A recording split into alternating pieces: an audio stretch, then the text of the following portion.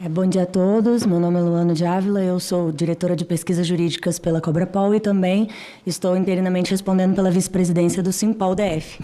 Eu achei todas as explanações maravilhosas e gostaria de agradecer a iniciativa do senhor de pautar o hibridismo que nós somos submetidos nas nossas legislações. Essa iniciativa ela ataca o maior anseio do policial civil do DF hoje. Nós realmente temos processos legislativos muito penosos para o policial. Eles demoram muito, eles precisam ser negociados primeiro numa esfera, depois em outra esfera, e isso é bastante sacrificante para o policial, gera bastante ansiedade, porque quando nós chegamos no ponto final em uma esfera, começa tudo de novo na outra.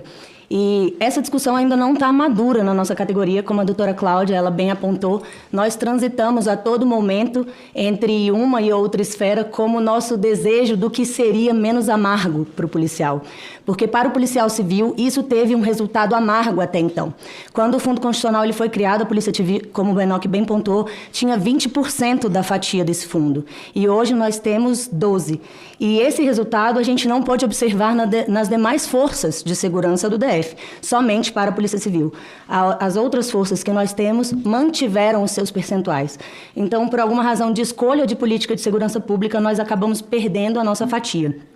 E não conseguimos acompanhar com esse hibridismo a manutenção da Polícia Civil como ela deveria ser. Inclusive, como o debate da segurança pública hoje é o maior interesse da população, nós temos que falar sobre isso e hoje, representando a Cobrapol, nós temos que falar com a necessidade de assegurar uma Polícia Civil e as polícias civis com as forças que elas deveriam ter. Esses 20%, esses 8% que nos foram tirados ao longo do tempo, eles revelam, o Dr. Saulo trouxe aqui muito bem, todas as nossas entregas perfeitas com o pouco que temos, mas esses 8% fizeram a diferença naquilo que nós ainda não entregamos. Né? Isso não deveria ter sido retirado da Polícia Civil. Isso deveria ter acompanhado o crescimento do fundo, porque o dinheiro já está lá. Né? Ele sempre esteve lá. Foram escolhas de que esse dinheiro fosse empenhado em outro lugar. E a gente precisa revisitar isso, porque inclusive a segurança pública pautada em evidências que a gente vê tanto no anuário do Fórum Brasileiro da Segurança Pública, como no primeiro anuário que a Secretaria de Segurança Pública apresentou agora, é que o combate ao crime organizado e também o combate à criminalidade cibernética tem sido o que mais nos aflige. E quem executa essas competências com maior e única, talvez, competência constitucional é a Polícia Civil, são as polícias civis pelo Brasil.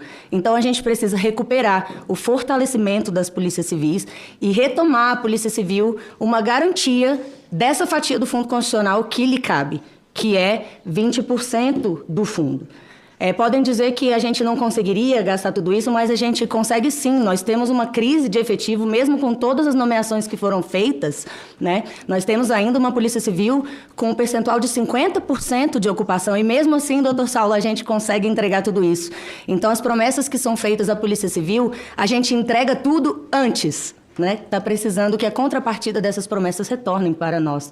Eu faço um discurso aqui de entidade mesmo, defendendo a categoria, defendendo o policial civil, porque a gente sabe que dinheiro é resultado em política pública. O que você foca, expande, e a gente precisa expandir a competência das polícias civis, o investimento nelas para que esse retorno possa ser ainda maior, para que a gente não tenha ali uma segurança pública que é baseada em enxugar gelo.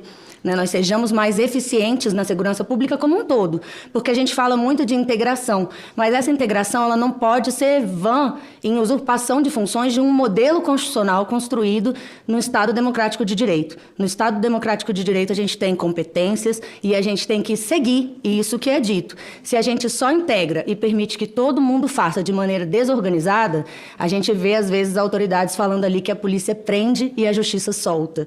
Mas às vezes a justiça solta porque não tinha um outro caminho, não foi feito de acordo com o que o direito pedia que fosse. Então, a gente precisa, de fato, organizar isso, essa integração, inclusive, e fazer isso do jeito certo, fortalecendo as polícias civis, devolvendo a nossa fatia do Fundo Constitucional e, a partir daí, crescendo junto com o crescimento do fundo.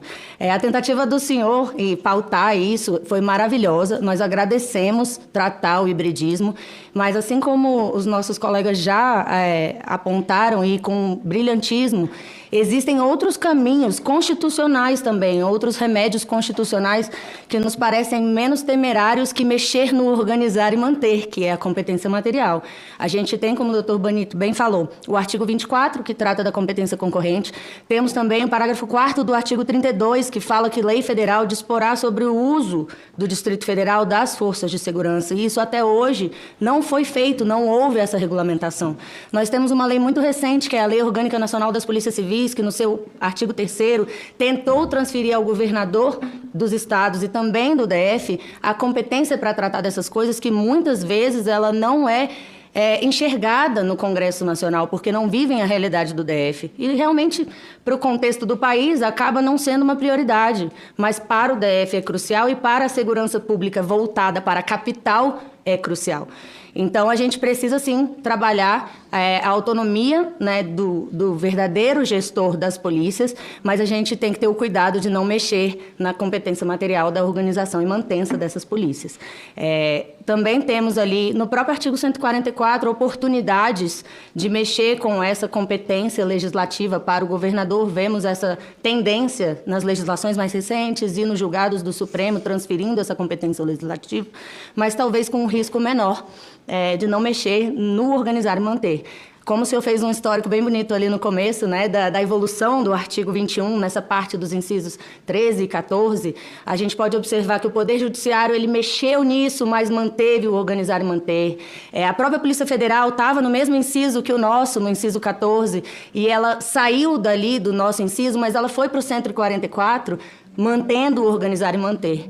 Então, a gente fica muito receoso, reticente em tirar ou mexer no organizar e manter, mas existem várias outras oportunidades legislativas, também constitucionais, que a gente pode conseguir o mesmo objetivo. Acredito que seja isso, que é a contribuição, e a gente tem várias propostas, tanto o Simpol como a Cobrapol, que a gente possa ajustar para chegar ao mesmo objetivo com um risco talvez menor. E uma outra pergunta que eu gostaria de fazer ao senhor, que aí é realmente o senhor que domina esse assunto, é do trâmite legislativo. Porque muitas vezes a gente mira num objetivo, mas abrir a discussão pode trazer no meio dela um efeito contrário. E aí eu gostaria de saber do senhor se existem estratégias para que a gente, abrindo essa discussão, que muito recente, como o próprio senhor asseverou, ela trouxe tentativas de ataque ao Fundo Constitucional, se existem técnicas e estratégias para que essa reabertura também não represente o mesmo risco, porque talvez seríamos nós mesmos abrindo a oportunidade para que tirem de nós o que a gente está tentando aqui resguardar. E, por fim, não posso deixar de falar o que todos os representantes da Polícia Civil falaram e que eu também não posso deixar de falar, é que, para nós, é muito difícil tratar sobre qualquer assunto da Polícia Civil de barriga vazia. Nós estamos desesperados pela recuperação da paridade. Isso me permite continuar. O policial civil do DF de classe especial, ele perdeu R$390 mil de 2015 a 2025, em comparação com o agente da Polícia Federal. Cada policial civil, os delegados também têm a sua importância que foi perdida. E esse valor, com essa recuperação da paridade, não vai voltar. Mas ele representa um capital para o humano que amarga o policial civil. Então, é muito difícil fazer qualquer discussão técnica, jurídica e de futuro sem que esse problema pontual esteja resolvido de maneira urgente.